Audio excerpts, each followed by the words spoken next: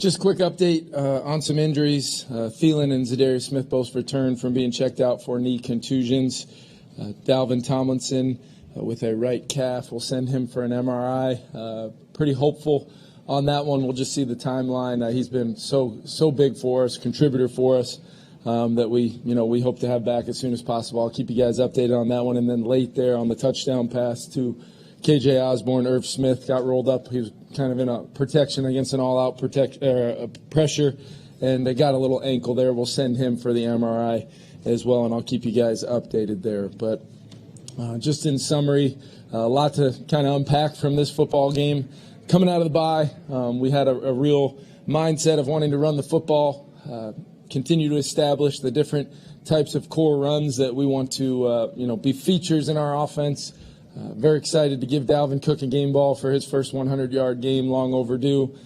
Just impactful, I thought Dalvin was. 34 yards all-purpose. Could have had a little bit more all-purpose yards there. Didn't have great execution on that last screen call. Otherwise, I thought we might have been able to turn that one into an explosive. But I thought Kirk played really efficient. We were plus 2 turnover-wise, how we look at it, including that muffed punt in the special teams area, and then ultimately to be able to be 5 of 5 in the red zone and good enough on third down to control the ball enough. I still think there's a lot of things that I can continue to improve on, as well as our team, and the best thing is those guys are the ones talking like that in the locker room already. So once again, an incredible atmosphere here at US Bank Stadium. It is so special to get to play in this place in front of our great fans, and just how much they impact the game every single week. We're very, very lucky to have this home environment that we do, and it's really equaled some winning football for us here at home.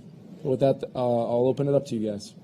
Is the ability to win these close games, these tight games, is that the greatest strength of this team? I just think we talk a lot about doing the little things right. We did have a high number of penalties today, I thought, but we were plus in the turnover margin again to continue to grow that number, which is our goal to do. I think when I look at it, there's always ways we can improve. There's always ways we can sustain and play better football throughout 4 quarters. But the feeling you get on our sideline, in our locker room, no matter what the circumstances are, I do feel like these guys believe in each other. They believe in what we're doing, and ultimately they believe that we're one play away from being where we want to be if the momentum maybe isn't on our side. And that's a proud feeling for a coach, because when you know these guys are feeling that, you know you have a chance to overcome a lot of the adversity that's out in front of us to where we want to get to. Kevin, how about that continued knack of coming up with those big plays when you have to? I mean, you mentioned the turnovers and Jordan Hicks stopped huge. A few inches short, but you just have that continued knack to do that in games. I think our coaches are preparing our guys for those critical moments. You mentioned the turnovers, both Cam Bynum and Harrison Smith getting those interceptions in the deep part of the field.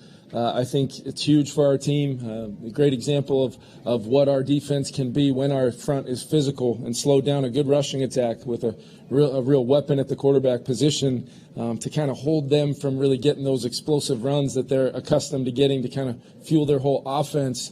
It allowed us to play a little bit more coverage, have a plan for Hopkins. He's a special player. And then obviously Pat P, I think 3 more pass defense for him. I think that's 10 total for the season against his former team. Jordan Hicks, that play he mentioned. You can go on and on. I mean, we're going to just need to continue to make those timely winning plays. And then throughout the game, how many of those can we make to maybe not always make it so close in the end, playing complementary football. Jordan Hicks talked a little bit in the locker room about how this team has come together so quickly and how that's an uncommon thing. And he attributed a lot of that to just guys knowing the overall plan and knowing what's supposed to happen from the top down. I guess from your perspective, how has that contributed to the start so far? Well, every single week we talk to our team about what it's going to take to win the game. Real, definitive things, not just coach speak. I don't stand up there. I mean, we talk about playing smart and limited penalties and situational masters and being, plus 2 in the turnover is always our goal. But it's more than that. It's how are we going to win the game? What are the things that we've got to really focus on in all 3 phases to win the football game each and every week? And when you do that to a smart football team that has great leadership, you'd be shocked at how much you see those things come to life. And then when you're able to highlight, hey, we talked about it was going to take this, that, or the other, and then show them this team doing that, it's great to win football games for your overall growth, but when you do it like that, I do think you can take some significant steps forward because it only improves your preparation if they know that these are major things we got to do, and we got to, hit the nail on the head when we give them those pieces of information. What were some of the things that you guys kind of highlighted this week, and which ones did you see come to fruition today? Yeah, we wanted to try to limit the run game on some of those early downs defensively against their offense, so we could allow the rush and coverage to work together. And then ultimately, when that rush and coverage happened, how could we contain Kyler? I have so much respect for the playmaker that he is. In the pass game, I mean, there's multiple times where he's able to create off schedule. They got Hopkins back. They add Robbie Anderson. Zach Ertz has been a big-time player in this game for a long time. So you really have to focus snap in and snap out without any kind of let up, which I thought our guys did. And then offensively, we wanted to run the football. We wanted to run the football, get back to being efficient. I think we had 15 10-plus yard plays today, some explosive runs, which were nice. And then ultimately, the situational finishing with points against a team like that is really, really important. So the 5 of 5 in the red zone was huge. Kevin, how special is Za'Darius' ability to play both outside and dominate inside? Yeah, it's huge because it's really hard to have a protection plan for a guy that can be in any one of 5 spots up front. We can use him to manipulate the protection call if we want. We could use him to try to isolate somebody in protection if we want. And then how does everybody else play off of that? Linebackers included. Saw 33 Brian in there a little bit just to continue to allow our athletes to kind of show up in some of those downs, especially against a quarterback like that. So I can't speak enough. Za'Darius clearly a game ball again. The 3 sacks right before that last play he made, I went over and asked him, and I said, hey, I need one more. And he goes out and gets it, and he was the first one to tell me about it. Kevin, you guys have been really healthy this year, when you look at, inactives and guys not starting. Do you attribute that to anything, and do you pay attention to that much? Because you haven't had a lot of missed starters or missed games. Yeah, I don't really pay attention to any of the other 31 teams. I know we all go through our own challenges out there. It's a grueling schedule week in and week out in this league, trying to get your team turned over. But what I will tell you is I'm very, very confident in how we prepared our team coming into the season with really no stone unturned of how and why we did the things that we did.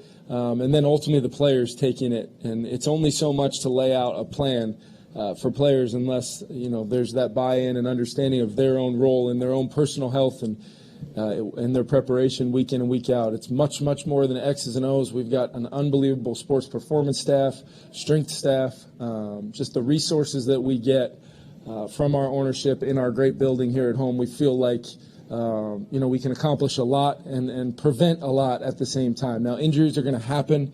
That's just the NFL, and we just try to do what we can control on our standards and by living up to our standards with what we do for these players and how they respond with what they do to prepare every week. You've talked about some. I know that's a long answer, but I'm very proud of what our building and what our guys have been able to do. You talked about some of the plays today by Peterson and Hicks. Did you see kind of an extra oomph or anything? They're going against their former teams and that sort of thing? I did.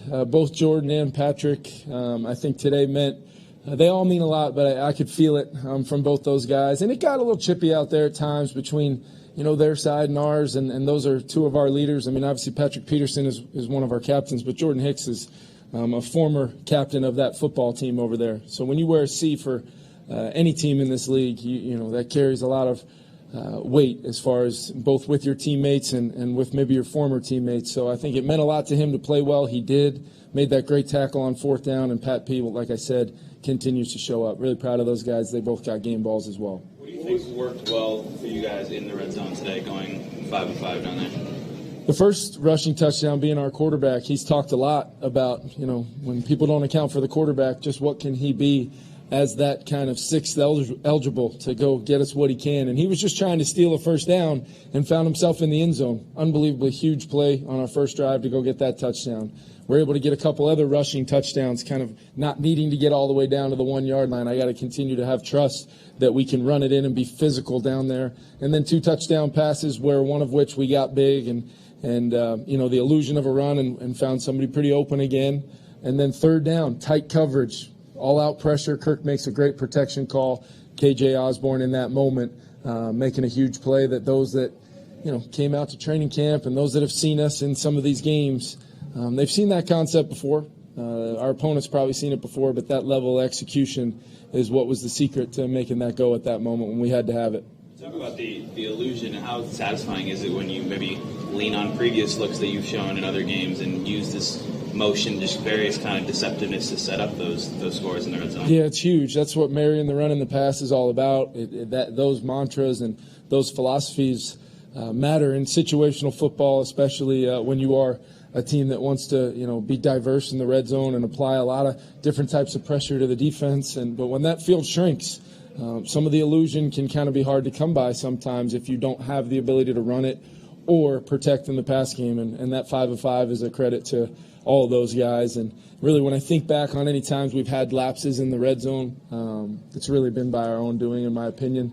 And I think that's really serves us well moving forward to know the types of things we can activate down there. Last question. What did you think of JJ's catching traffic on third down? Yeah, it was huge. We were kind of just seeing how they were playing on third down. Clearly had a plan to play with great leverage, tough leverage for him, so that defender is in a form of man coverage on him, but will stand about a half yard to a yard outside and not let him outside. Why? Because there's somebody coming to join the party, and he sees that a lot.